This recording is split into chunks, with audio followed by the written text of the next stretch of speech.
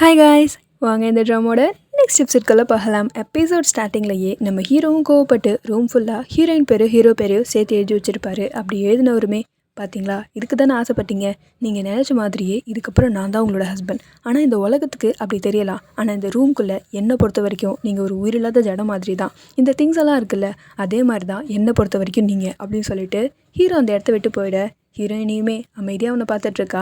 அப்படியே கட் பண்ணி இந்த பக்கம் நம்ம ஹீரோனோட அப்பாவை தான் காட்டுறாங்க. அவங்க பசங்களுமே என்னதான் இருந்தாலும் நீங்கள் ஹீரோவை அப்படியே விட்டுருக்க கூடாதுப்பான்னு சொல்லிட்டு அவங்க பெரிய பையன் சொல்லிட்டுருக்க.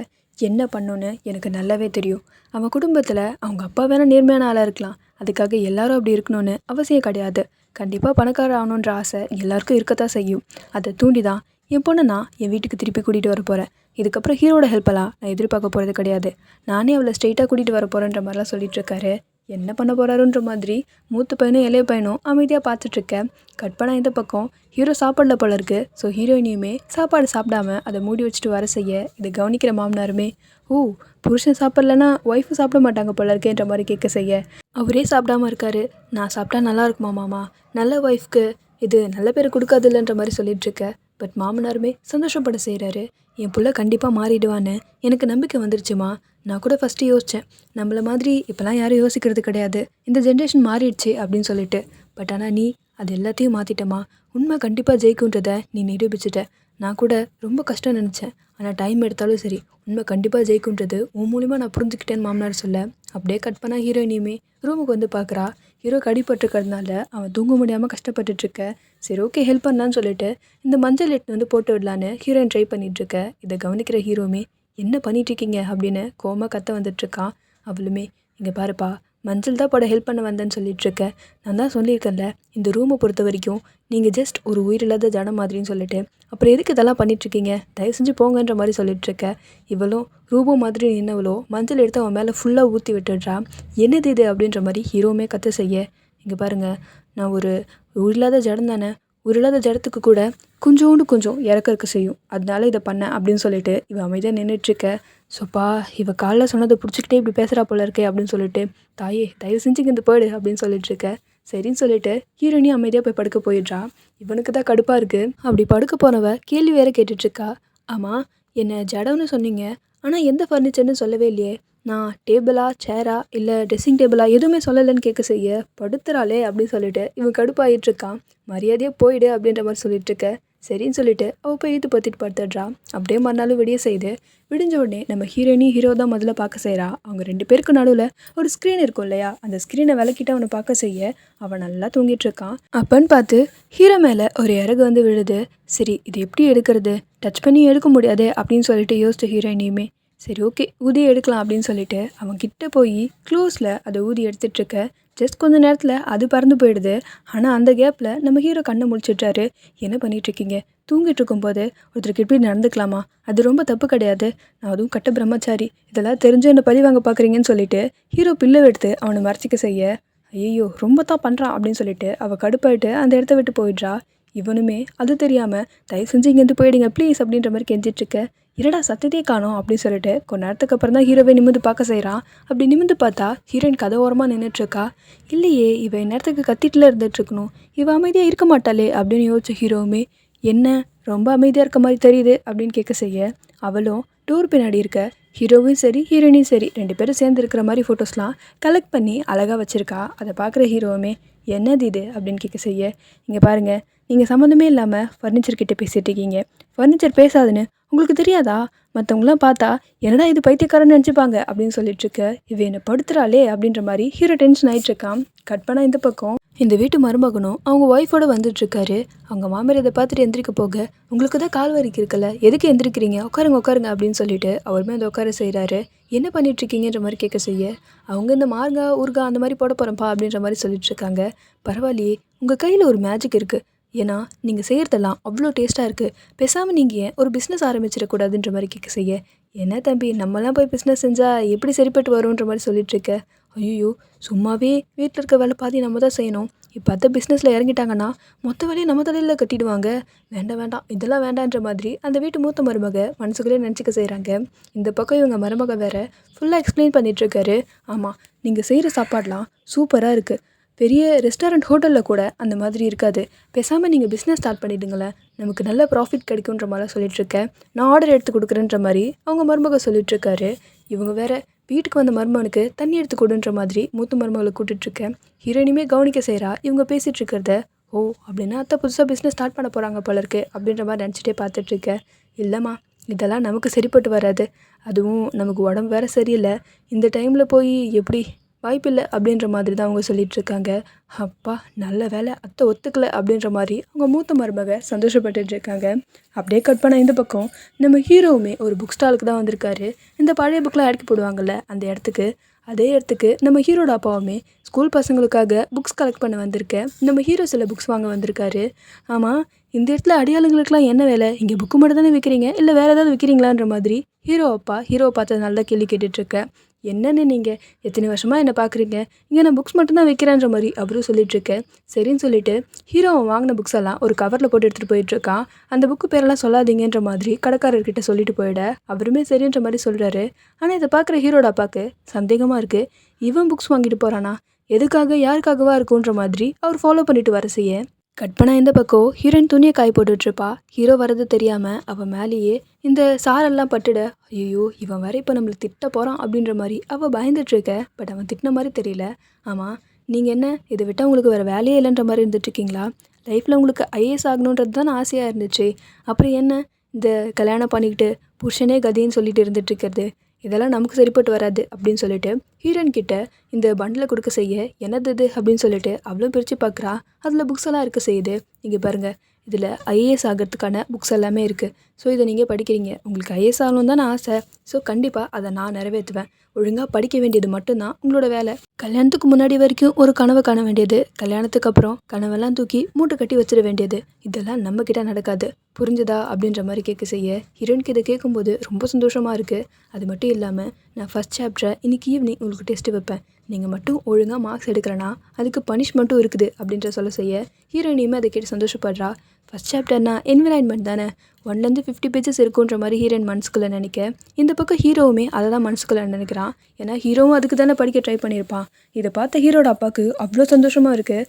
பரவாயில்ல, என் புள்ள என் மருமக ஆசைப்பட்டதை நிறைவேற்றணும்னு நினைக்கிறான். என் பிள்ளை ஒரு இருட்டில் தான் இத்தனை நாளாக இருந்துட்டு இருந்தான், கண்டிப்பாக அவன் வெளிச்சத்துக்கு வந்துடுவான், என் மருமக அவனை வெளிச்சத்துக்கு கூட்டிகிட்டு வந்துடுவா, எனக்கு அந்த நம்பிக்கை வந்துருச்சு, என் பிள்ளை ஒரு நாள் எனக்கு திருப்பி கிடச்சிருவான்ற மாதிரி அவர் ரொம்ப சந்தோஷப்பட்டுட்ருக்காரு. அப்படியே கட் பண்ணால் இந்த பக்கம் வீட்டுக்கு வந்த ஹீரோயினையுமே அந்த புக்ஸ் எல்லாம் எடுத்து போட்டு படிக்க ட்ரை பண்ணிகிட்ருக்கா. அப்போ படிக்கிறதுக்காவது நோட்ஸ் வேணும் இல்லையா? பட் அந்த இடத்துல நோட்ஸே இல்லை. ஃபஸ்ட்டு நியூஸ் பேப்பரில் எழுதி பார்க்க, அடுத்து ஹீரோட ஒயிட் ட்ரெஸ்லலாம் எழுதிட்டுருக்கா. அந்த ஃபார்முலாஸ் அப்புறம் படிக்க வேண்டியதுக்கான ஈக்குவேஷன்ஸ் எல்லாம் இப்படி எழுதிட்டு இருக்க அந்த இடத்துக்கு வந்து பார்க்குற ஹீரோக்கு கொஞ்சம் சந்தோஷமாக தான் இருக்குது. ஹீரோயின் படிப்பில் ஃபோக்கஸ்டாக இருக்கிறது. ஆனால் இதை பார்க்குற ஹீரோட ஃப்ரெண்டு தான், டே மச்சான் அது உனக்கு பிடிச்ச ட்ரெஸ்ட்டா, அதை போய் ஹீரோயின் வீணாக்கிட்டு இருக்காங்க, நான் போய் தடுக்கவான்ற மாதிரி கேட்டுட்ருக்கேன். வேணாம் அவங்க சீரியஸாக படிச்சுட்டு இருக்காங்க, படிக்கட்டுன்ற மாதிரி சொல்லிகிட்ருக்க.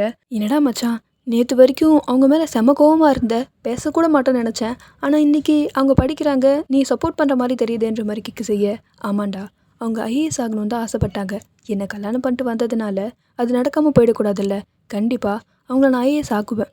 அவங்க ஐஏஎஸ் ஆனதுக்கப்புறம் தான் புரிஞ்சுப்பாங்க, இப்படி ஒரு ஹஸ்பண்ட்க்கு வேலை செய்கிறது மட்டும் ஒரு ஒய்ஃபோட கடமை கிடையாது, அதை தாண்டி பொண்ணுக்கு லட்சியம்னு நிறையா இருக்குது, அவங்க என்ன பண்ணணுன்ற பர்பஸையே அவங்க இதுக்கப்புறம் தான் தெரிஞ்சுக்க போகிறாங்க. அப்படி தெரிஞ்சதுக்கப்புறம் கண்டிப்பாக இங்கே இருக்க மாட்டாங்க, அவங்களாவே அவங்க வீட்டுக்கு போயிடுவாங்க, இல்லைனா இந்த இடத்த விட்டாது போயிடுவாங்கன்ற மாதிரி அவன் ஃப்ரெண்டுக்கிட்ட சொல்ல செய்கிறான். இதில் நீ பண்ண வேண்டியதெல்லாம் இன்றைக்கி நான் ஹீரோயினுக்கு டெஸ்ட்டு சொல்லியிருக்கேன். ஸோ ஹீரோயினை யாரும் டிஸ்டர்ப் பண்ணாமல் அவளை படிக்க வைக்க வேண்டியது உன்னோட பொறுப்பு, அவங்களுக்கு எந்த டிஸ்டர்பன்ஸும் வராமல் நீ பார்த்துக்கோன்னு சொல்லிட்டு போக செய்ய கரெக்டாக பண்ணி பார்த்து தான் ஹீரோயினுமே படிச்சுட்ருக்க அவங்க மாமியார் அந்த இடத்துக்கு வர செய்கிறாங்க. இவளுமே என்ன வச்சத்த அப்படின்ற மாதிரி கேட்க செய்ய, ஆமாம் மகாராணி இந்த வீட்டுக்கு வந்து நஷ்டத்தை மட்டும் கரெக்டாக ஆக்கிடுவீங்க, ஆனால் வீட்டு வேலை கூட பார்க்க மாட்டீங்கன்ற மாதிரி கேட்க செய்ய, ஐயோ அத்தை அப்படிலாம் கிடையாது, நீங்கள் சொல்லுங்கள் நான் செய்கிறேன்ற மாதிரி இவ சொல்லிகிட்ருக்க. ஆமாம் நான் சொல்லி இப்போ நீ கேட்டுருவியாக்கும் அப்படின்ற மாதிரி பார்த்துட்ருக்க. இல்லை நீங்கள் எந்த வேலையும் செய்யக்கூடாது, அண்ணன் சொல்லிட்டு போயிருக்காருன்ற மாதிரி ஹீரோ ஃப்ரெண்டு அந்த இடத்துல நின்று சொல்லிகிட்ருக்க. அப்படியெல்லாம் ஒன்றும் இல்லத்த, நீங்கள் சொல்லுங்கன்ற மாதிரி ஹீரோயின் சொல்லிகிட்ருக்க. ஓ சார் சப்போர்ட்டுக்கு வேறு வராராக்கும் அப்படின்ற மாதிரி இவங்க டென்ஷன் ஆகிட்டுருக்காங்க. எனக்கு தெரியாது, மழை பெய்யுறது கூட பார்க்காம துணியை கூட எடுக்காமல் நீ என்ன பண்ணிட்டு இருந்த, இப்போ திருப்பி இதை வாஷ் பண்ணி காய வைக்கணும், இது மட்டும் இல்லாமல் வீடு வேறு எவ்வளோ மெஸ்ஸியாக இருக்குது, வீட்டை க்ளீன் பண்ண வேணான்னு சொல்லிட்டுருக்க. நான் எங்கள் அத்தை பண்ண மாட்டேன்னு சொன்னேன்னு ஹீரோயின் சொல்லிட்டு இருக்கும்போதே அவங்க வீட்டை க்ளீன் பண்ண ஆரம்பிச்சிடுறாங்க. ஆக்சுவலாக நம்ம ஹீரோட அப்பா அந்த இடத்துக்கு வந்திருப்பாரு. அவரை பார்த்த உடனே தான் இவங்க க்ளீன் பண்ணுற மாதிரி ஆக்டிங் பண்ணியிருப்பாங்க. இது கவனிக்கிற ஹீரோயினும் சரி, ஹீரோட அப்பாவுமே சரி, வீட்டில் வேறு யாருமே இல்லையான்னு, உங்களுக்கு வேறு முட்டி வலி, நீங்கள் எதுக்கு இந்த வேலையெல்லாம் பார்க்கணும், எந்திரிங்க சிஸ்டர்லான்ற மாதிரி சொல்லிட்டுருக்க. இவங்களுமே அப்படியெல்லாம் ஒன்றும் கிடையாது, நம்ம வீடாச்சே நம்ம தான் சுத்தமாக வச்சுக்கணும், வீட்டு மருமக இதெல்லாம் பண்ணலனா நம்ம தானே பண்ணணுன்ற மாதிரி சொல்லிட்டுருக்காங்க. கண்டிப்பாக இதில் போர் வரப்போகுதுன்னு அவருக்கு நல்லாவே தெரியுது. அவருமே முதல்ல எந்திரிங்க, இந்த வேலையெல்லாம் நீங்கள் பார்க்க வேணாம் அப்படின்னு சொல்லிட்டு அவங்கள எழுப்பிட்டு என்னதான்ப்பா நடக்குதுங்கன்ற மாதிரி நம்ம ஹீரோ ஃப்ரெண்டு கிட்ட கேட்க, அவருமே எல்லாத்தையும் எக்ஸ்பிளைன் பண்ணியிருப்பார் போல இருக்கு. ஸோ ஹீரோட அப்பாவுக்குமே புரிய செய்யுது என்னன்னு சொல்லிட்டு. இந்த பக்கம் நம்ம ஹீரோயின் கிட்ட நம்ம ஹீரோட சித்தியும், இங்கே பார், உங்கள் வீட்டில் வேணாம், நான் வேலைக்காரையாக வேலை பார்த்துருக்கலாம், ஆனால் இந்த வீட்டில் நான் மகாராணி, நீ தான் வேலை பார்க்கணும், புரிஞ்சுதான்ற மாதிரி சொல்லிட்டு இருக்க. ஹீரோயினையும் அமைதியாக சரிங்க அத்தன்ற மாதிரி தலையாட்டிக்கிறா. எல்லா வேலையும் நீ தான் பார்க்கணும், இந்த வீட்டு மருமகளாகணும்னு ஆசைப்பட்டல, ஸோ அதுக்காக நீ இதெல்லாம் பண்ணி தான் ஆகணும். இதுக்கு முன்னாடி வேறையாக இருந்திருக்கலாம், ஆனால் இப்போ எல்லாமே வேறு, நீ இந்த வீட்டு மருமக தானே, ஸோ இதெல்லாம் நீ பண்ணி தான் ஆகணுன்ற மாதிரி சொல்ல செய்ய, அவளுமே நான் கண்டிப்பாக பண்ணுறதன்ற மாதிரி சொல்லிட்டு இருக்கா. இந்த பக்கம் நம்ம ஹீரோட ஃப்ரெண்டுமே தப்பிச்சா போதுதான் சாமின்ற மாதிரி அந்த இடத்த விட்டு கிளம்பிடுறாரு. நீங்கள் இவ்வளோ கோவப்படுறீங்க அப்படின்னு சொல்லிட்டு நம்ம ஹீரோட அப்பா தான் எங்களை சமாதானப்படுத்திட்டு இருக்க. முன்னாடி இருந்தால் கூட பரவாயில்ல, நானே எல்லாமே பார்த்துட்டு இருந்திருப்பேன், ஆனால் இப்போ அப்படி கிடையாது, இப்போ எல்லாமே மாறிப்போச்சு, நானும் ஒரு புது பிஸ்னஸ் ஸ்டார்ட் பண்ண போகிறேன் அப்படின்ற மாதிரி நம்ம ஹீரோட சித்தி ஷாக் கொடுத்துட்ருக்காங்க. அப்படின்ற மாதிரி அவர் சந்தோஷமாக தான் பார்த்துட்ருக்காரு. ஆமாம், நானே புதுசாக ஒரு பிஸ்னஸ் ஸ்டார்ட் பண்ண போகிறேன், கேட்ரிங் மாதிரி அப்படின்னு சொல்லிட்டுருக்க. இது வரைக்கும் நான் மற்றவங்க வீட்டில் வேலை பார்த்துட்டே என் நாள் முடிஞ்சு போச்சு, ஸோ இதுக்கப்புறமாச்சு எனக்குன்னு சுயமரியாதையாக ஒரு வேலை பார்க்கணுன்னு ஆசைப்படுறேன்ற மாதிரி சொல்லிட்டுருக்கேன். இதை கேட்குறவர் சந்தோஷப்படுறாரு.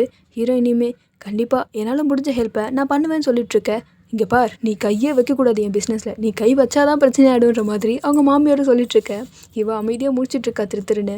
இந்த வீட்டு மருமகள் ஆகணும் தானே நீ ஆசைப்பட்ட, அது மட்டும் இல்லாமல் இதுக்கப்புறம் என்னோடய பொறுப்பெல்லாம் நீ தான் பார்க்கணும் அப்படின்ற மாதிரி அவங்களும் நம்ம ஹீரோயின் கிட்ட சொல்லிட்டுருக்க. இது கேட்குற ஹீரோயினுமே புரிஞ்சுக்க செய்கிறா. கண்டிப்பாக என்னோடய படிப்பையும் நான் விட மாட்டேன், அதே நேரத்தில் இந்த வீட்டு மருமகளாக நான் செய்ய வேண்டிய கடமையையும் நல்லாவே செய்வேன். எங்கள் அம்மா சொல்லியிருக்காங்க, கடவுள் புத்தகத்துலேயும் இருக்கார், நம்ம செய்கிற வேலையிலையும் இருக்காருன்னு சொல்லிட்டு. ஸோ நான் ரெண்டுத்தையுமே கடவுளாக தான் பார்க்குறேன்ற மாதிரி ஹீரோயின் சொல்லிகிட்ருக்க. அது மட்டும் பத்தாது, இதுக்கப்புறம் நான் பார்த்துக்கிற மாதிரி குடும்பத்தை நீ தான் பார்த்துக்கணும், அப்போ தான் தெரியும் குடும்பத்தை பார்த்துக்கிறது எவ்வளோ கஷ்டம்னு சொல்லிட்டு. நான் இந்த குடும்பத்தை 15,000 பார்த்துப்பேன், ஒரு மாதத்துக்கான முழு செலவே அதுக்குள்ளே நான் முடிப்பேன். எனக்கு படிப்பு வேணால் பெருசாக வராமல் தெரியாமல் இருந்திருக்கலாம், ஆனால் அக்கௌண்ட்ஸ்லாம், அதாவது வீட்டை பார்த்துக்க வேண்டிய நிர்வாகத்தெல்லாம் நான் நல்லாவே பண்ணியிருக்கேன். நீ கொஞ்சம் பெரிய எடுத்து பொண்ணு, உனக்கு இதெல்லாம் கொஞ்சம் கஷ்டமாக தான் இருக்கும், அதனால தான் இன்னும் 5,000 உனக்கு நான் சேர்த்து கொடுக்குறேன், 20,000 வச்சு இந்த குடும்பத்தை நீ நடத்தி காட்டணும், நடத்தலைன்னா இருக்கு பாருன்னு சொல்லிட்டு அவங்க அந்த இடத்த விட்டு கிளம்பிட. கண்டிப்பாக என் மருமக அதெல்லாம் நல்லபடியாக பண்ணுவான்ற மாதிரி நம்ம ஹீரோயினுக்கு அவங்க மாமனார் சப்போர்ட்டாக இருந்துகிட்ருக்காரு. இந்த பக்கம் ஹீரோ கிட்ட அவங்க ஃப்ரெண்டு நடந்த விஷயத்தெல்லாம் சொல்லிகிட்டு இருக்க. என்னடா இது, ஹீரோயின் படிக்க வேண்டிய நேரத்தில் இப்போ வீட்டு வேலையை செய்யணும், எப்படி கஷ்டம்தான், அவளோட குறிக்கோளே படிக்கணும், ஐஏஎஸ் ஆகணுன்றது தான், இதுதான் அவளுக்கு முக்கியன்ற மாதிரி ஹீரோ சொல்லிட்டுருக்க. கட் பண்ண இந்த பக்கம் கடைக்கு வந்த ஹீரோயினுக்குமே தக்காளி எப்படி எடுத்து போடணுன்னு கூட தெரியல, எல்லாம் ஒரே மாதிரி தானே இருக்குது, நீங்களே நல்ல தக்காளியாக பார்த்து போடுங்கன்னு சொல்லிட்டுருக்க. அவருமே சரின்னு சொல்லிட்டு நல்ல தக்காளியாக எடுத்து போட்டுட்ருக்காரு. அவளுக்கு அதுக்கு கூட வித்தியாசம் தெரியல இல்லையா. ஸோ அவளையுமே வாங்கினவ, சரி நம்ம இதில் மிச்சம் பிடிச்சாதான் மாத கடைசிக்கெலாம் கரெக்டாக இருக்கும் அப்படின்ற மாதிரி அவர் 205 ரூபா சொல்லியிருப்பாரு. ஏன்னா நீங்கள் 5 ரூபா குறைச்சிக்கோங்கன்ற மாதிரி அவள் 200 தான் கொடுத்துருப்பா. என்னம்மா நீ இப்படி எங்கள் வயிற்றில் அடிச்சா இதெல்லாம் உனக்கு நியாயமாகப்படுதாம்மா, ஏதோ ஏழை பழிங்க, என் பசங்களுக்கு அதில் நான் ஏதாவது பொருள் வாங்கி தருவேன், அதையும் நீ கம்மி பண்ணலாமான்ற மாதிரி ஒரு கேட்க செய்ய, சரிண்ணா இந்தாங்க அப்படின்ற மாதிரி அந்த 5 ரூபாயும் கொடுத்துட்டு வேறு கடைக்கு வர செய்கிறா. பூவை பார்த்தோன்னே அவளுக்கு ஆசையாக இருக்குது அந்த பூவை வாங்கணும்னு சொல்லிட்டு. அப்புறம் தான் யோசிக்கிறா, இல்லை மாத கடைசியில் அப்புறம் பிரச்சனையாக போயிடும், வேண்டாம் அப்படின்ற மாதிரி அதெல்லாம் ஒதுக்கிட்டு அவங்க வந்து கிளம்ப போயிட்டுருக்க. அப்போ தான் அவள் கவனிக்க செய்கிறா, இவளுக்கு அவர் தக்காளி 20 ரூபாய்க்கு விற்றுருப்பாரு, ஆனால் மற்றவங்களுக்கு 15 ரூபான்னு விற்க செய்ய, என் 5 ரூபா காசை திருப்பி கொடுத்துருங்கன்ற மாதிரி அவள் சண்டை போட்டு கேட்டுட்ருக்கா. அவர் கொடுக்குற மாதிரி தெரியல, அதெல்லாம் கொடுக்க முடியாதுமான்ற மாதிரி சொல்லிகிட்ருக்க. அந்த இடத்துக்கு அப்பன்னு பார்த்தா நம்ம ஹீரோவுமே வர செய்கிறாரு. இதெல்லாம் உனக்கே நியாயமாக போடுதா, நீ கொடுத்துருக்கிற பொருள் கூட சரி கிடையாது, நல்ல பொருளாக கொடுக்காம காசும் வேறு அதிகமாக வச்சு விற்கிறியே, உனக்கே நியாயமான்ற மாதிரி ஹீரோ கொஞ்சம் ஹாஷாக கேட்க செய்ய, இவருமே உங்கள் சொந்தம்னு எனக்கு தெரியாது சார், தோ எல்லாமே ஒழுங்காக போட்டுவிட்டுன்ற மாதிரி சொல்லிட்டுருக்கேன். என்னது உங்கள் சொந்தமா, நான் ஒரு பொண்டாட்டியா அப்படின்ற மாதிரி ஹீரோயினுமே சொல்லிட்டுருக்கேன். இப்போ இந்த டீட்டெயிலிங் ரொம்ப முக்கியமாக. ஆமாம், நீங்கள் எதுக்கு இப்போ கடைக்கு வந்தீங்க, படிக்க வேண்டியதானே உங்கள் வேலைன்ற மாதிரி ஹீரோ சொல்லிட்டுருக்க. அவன் பேசுகிற எதுவுமே ஹீரோயின் காதில் விழுந்த மாதிரி தெரியல. அவனே ரசித்து பார்த்துட்ருக்கா. மேடம் உங்களுக்கு புரியுதா இல்லையா, நீங்கள் எக்ஸாமுக்கு படிக்கணும், ஸ்காலர்ஷிப்க்கு இன்னும் 10 நாள் தான் இருக்குது, அதுக்குள்ளே அந்த எக்ஸாமை நீங்கள் கிளியர் பண்ணணுன்ற மாதிரி சொல்லிட்டுருக்கேன். ஹீரோயினுக்குமே புரிய செய்து அந்த ஃபார்ம் எடுத்து அவனும் காட்ட செய்ய, சரி ஓகே நான் கிளம்புறேன் அப்படின்ற மாதிரி அவளுமே கிளம்பிட்டுருக்கா. நீங்கள் படிக்கிற வேலையை பாருங்கள், நான் இந்த வேலையை பார்த்துக்கிறேன்னு சொல்லிட்டு ஹீரோவுமே அந்த 5 ரூபாயை கொடுத்து அவளை அனுப்ப செய்ய அவளுமே காசை வாங்கிட்டு அங்கேருந்து சந்தோஷமாக கிளம்பிட்டுருக்கா. அந்த 5 ரூபாயை கூட தூக்கி போட்டு தான் பிடிங்கின்ற மாதிரி சொல்லிட்டுருக்க. அவள் அழகாக கேட்ச் பண்ணுறா. இதே மாதிரி தான் அப்படின்னு சொல்லிட்டு அவன் சிரிச்சிட்டே சொல்ல அவளுமே சந்தோஷமாக அங்கேருந்து கிளம்ப செய்கிறா. வீட்டில் பார்த்தா தடபடலாம் வேலை தான் போயிட்டுருக்கு போல இருக்கு. அவங்க மூத்த பொண்ணு மட்டும்தான் அவங்களுக்கு ஹெல்ப் பண்ணிட்டுருக்காங்க. மீதி 2 பொண்ணையுமே அவங்க கூட்டிகிட்ருக்க. நம்ம ஹீரோட இளைய தங்கச்சி என்னமோ நான் வேலைக்கு போகணும், ஸோ தயவு செஞ்சு கோச்சிக்காதீங்க, உங்களுக்கு ஹெல்ப் பண்ண முடியலன்னு சொல்லிட்டு என்னோடய விஷஸ் உங்களுக்கு எப்பயுமே இருக்கும், நீங்கள் நல்லபடியாக அதை பண்ணி முடிப்பீங்கன்னு சொல்லிட்டு கிளம்ப. பரவாயில்லடம்மா பார்த்து போயிட்டு வான்னு சொல்லிட்டு நம்ம ஹீரோட இளைய தங்கச்சியை அவங்க அனுப்பி வைக்கிறாங்க. பட் இவங்க பொண்ணு சுருட்டு முடிக்காரியா, நான் இன்டர்வியூ போகணுமா, என்னால் எதுவும் செய்ய முடியாதுன்ற மாதிரி சொல்லிட்டுருக்கேன். என்னது அம்மாவுக்கு ஹெல்ப் பண்ண மாட்டேன்ற மாதிரி இவங்களுமே கேட்க செய்கிறாங்க. அதுவா, நான் நேற்று போனது வேறு இன்டர்வியூ, இன்றைக்கி பெரிய இன்டர்வியூக்கு போகிறேன், ஸோ அதெல்லாம் செய்ய முடியாதுன்ற மாதிரி அவள் கிளம்பிடுறா. இந்த பக்கம் அவங்க மருமகனுமே கண்டிப்பாக நமக்கு இந்த ஆர்டர் கிடச்சிடும் அத்தை, கிடச்சிருச்சுன்னா அப்புறம் இன்னும் நமக்கு அது யூஸ்ஃபுல்லாக இருக்கும், நான் அதை பற்றி தான் பேச போகிறேன்ற மாதிரி அவர் சொல்லிட்டு கிளம்ப செய்ய, சரி மருமகனே பார்த்துன்ற மாதிரி இவங்க சொல்லிட்டுருக்க. அப்பன்னு பார்த்து அவங்க மூத்த மருமகளும் யாருக்கும் தெரியாமல் நைஸாக கடைக்கு போயிடலான்னு கிளம்பிட்டுருக்க. மகாராணி எங்கே போயிட்டீங்க, போய் வேலையை பாருன்ற மாதிரி அவங்க மருமக இடுப்பு பிடிச்சி கிள்ளி திருப்பி போய் உட்கார வச்சிட்ருக்க.